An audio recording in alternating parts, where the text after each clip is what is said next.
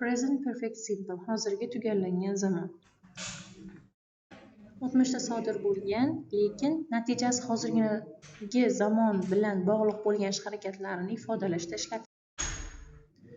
Yasalish formulasi uchun bizda have has yordamchi fe'l va fe'lning uchinchi shakli yoki ed qo'shilgan shakli kerak bo'ladi.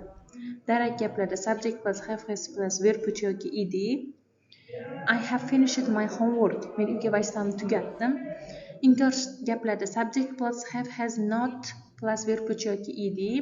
She hasn't called me yet. U menga hali ham qo'ng'iroq qilmadi. So'roq gaplarda have has plus subject plus verb yoki ed. Have you seen this movie? Bu filmni ko'rganmisiz? Eslatma.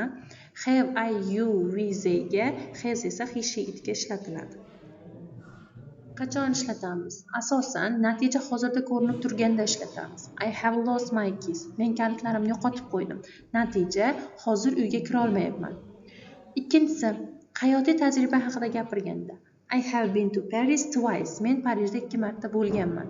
Bunda aynan Parijda 2 marta bo'lgani unda hayotiy tajribasi hisoblanyapti. Yaqindagina tugagan ish harakatlar. The train has just arrived. Poyezd hozirgina yetib keldi. Vaqti aniq bo'lmagan o'tmishdagi harakatlarga ham ishlatamiz, ya'ni someone has broken the window. Kimdir oynani sindiribdi. Kalit so'zlar just, already, yet, ever, never, since va for. Bu so'z kalit so'zlarni qanday gaplarda ishlatilishi va tarjimalari yozib o'tilgan. Present perfect va past simple bir-biriga o'xshash, lekin farqli tomonlarini bilib olishimiz kerak. Present perfectda vaqti noma'lum yoki muhim bo'lmaydi. Past simpleda vaqti aniq ko'rsatilgan bo'ladi.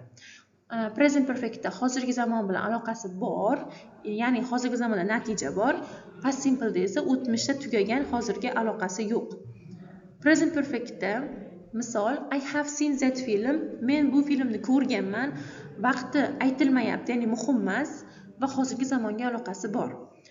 I saw that film yesterday. Men kecha filmni ko'rdim va bu film qachon ko'rilgani aniq va o'tmishda tugab bo'lgan hozirgi aloqasi yo'q. Amaliy mashqlar berilgan gaplarni hozirgacha o'rgangan qoidalarimiz bo'yicha fe'llarni to'g'ri shaklda qo'yib chiqing. Thank you for your attention.